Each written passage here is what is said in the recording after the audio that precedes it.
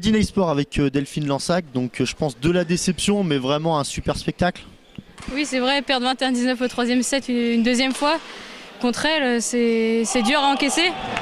Mais d'un autre côté, c'est encourageant pour la suite parce que je sens que j'ai progressé dans mon jeu, notamment au filet. Et puis c'est vrai que ça me donne vraiment envie de progresser encore plus pour la dépasser. Donc c'était numéro 2 contre numéro 1. La différence, on l'a vraiment pas vue. Enfin, peut-être une légère supériorité en tout cas au point. Qu'est-ce qui fait encore la différence peut-être entre la numéro 1 et la numéro 2? La différence entre Sachina et moi aujourd'hui, je pense que ça se joue à pas grand-chose, mais je pense que l'expérience a joué de son côté. Donc voilà. Peut-être un peu de précision par moment, peut-être. Quand je remonte, je me dis que c'est possible, mais je pense que ça aurait été mieux que ça soit accroché un peu plus tôt dans le set pour qu'il y ait peut-être plus de pression de son côté. Mais c'est dommage, je me suis battue jusqu'au bout et puis ça n'a pas encore payé. Donc voilà, je vais continuer à me battre. Et on a vu des gestes vraiment de qualité. On est un média, on n'est pas forcément expert dans le badminton, mais vraiment on a vu beaucoup de spectacles. Donc ça vient d'où tous ces gestes? C'est l'entraînement, hein, c'est le travail. Franchement, il y a que ça. Et puis, je sais pas, l'envie et la passion. Je pense que c'est ça qui me construit aujourd'hui. Et puis, voilà, le fait d'entendre tout le public derrière moi, c'est hyper motivant. Donc, voilà, c'est ça le sport, c'est surpasser et ressentir des émotions qu'on ressent pas forcément ailleurs. Donc, voilà, c'était le cas aujourd'hui. Dommage que ça soit pas passé de mon côté. C'est dommage. Comment ça se passe pour vous alors, sportif de haut niveau du côté d'Oulin? Est-ce que tu peux nous expliquer un petit peu ton programme de la semaine, certainement entre l'INSEP et puis le club? En fait, moi je suis à l'INSEP depuis cette année. Donc je m'entraîne tous les jours, 2 fois par jour, une fois le matin, une fois l'après-midi, jusqu'à vendredi, enfin du lundi au vendredi. Et voilà, je reviens le week-end ici quand j'ai pas de compétition, quand j'ai interclub comme aujourd'hui. Sinon, les week-ends, j'ai les compètes à droite à gauche, un peu partout en Europe et quelquefois un peu partout dans le monde. Là, je vais bientôt partir à Orléans, ensuite en Finlande, ensuite au Pérou, ensuite en Chine. Donc un peu partout. Donc tu fais le tour du monde quoi. Le club et l'équipe de France, comment ça se passe? Donc tu joues aussi pour l'équipe de France? Oui, je joue pour l'équipe de France sur les compétitions de référence.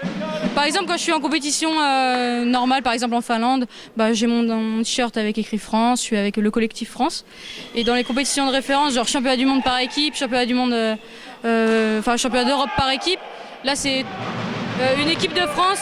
Moi je suis numéro 2 française, il y a la numéro 1, ensuite il y a le numéro 1 français, il y a le numéro 2 en garçon, enfin voilà, c'est ça.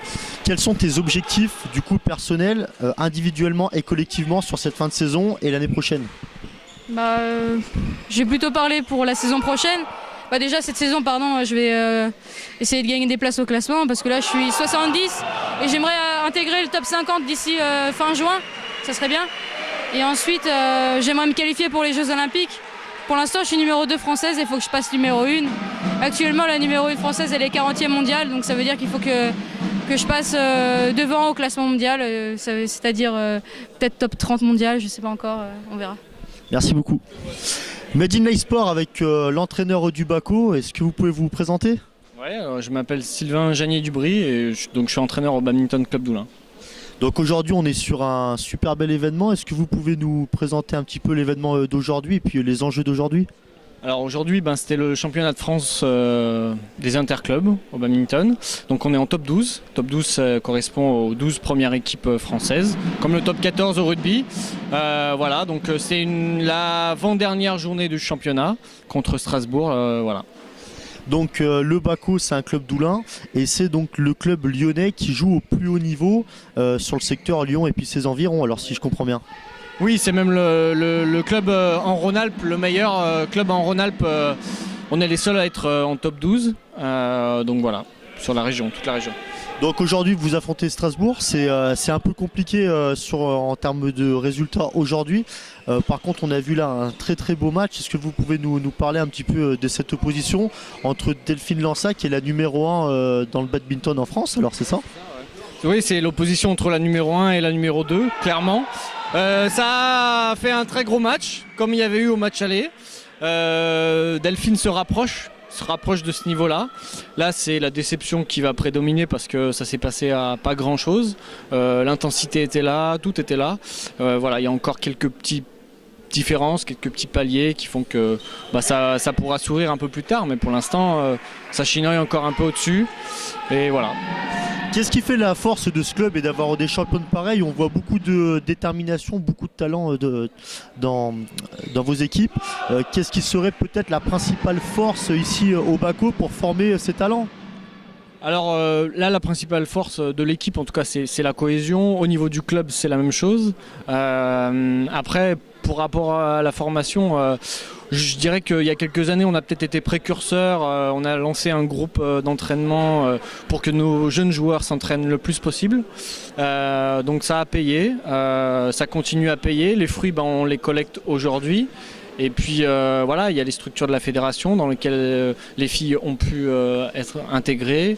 Voilà, c'est un maillage de plusieurs petites choses au niveau du club, de la ligue, du comité, qui font que maintenant on arrive à avoir un club de ce niveau-là dans la région Rhône-Alpes et des joueuses et des joueurs comme ça qui sont formés au club ou dans les alentours.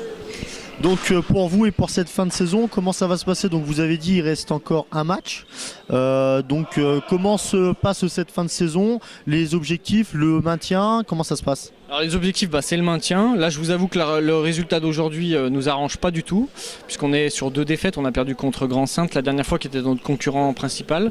Là, on perd contre Strasbourg, qui certes est 2e du championnat, était 1er, donc c'était plus logique. Mais voilà, il reste qu'une journée à Fos-sur-Mer. Je sais pas ce qu'ils ont fait. Je sais que Fos-sur-Mer et Grand-Sainte qui se battent avec le maintien, pour le maintien avec nous, se rencontrent en ce moment. Donc je sais pas, ça dépend aussi de ça. Toujours est-il que de toute façon il y aura une dernière journée à Fos-sur-Mer où il faudra prendre des points, la victoire ou le match nul. Je ne sais pas encore, là je ne peux pas vous dire, mais en tout cas tout va se jouer sur la dernière journée, ça c'est sûr.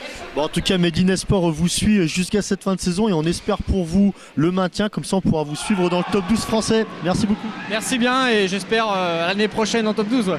Merci beaucoup.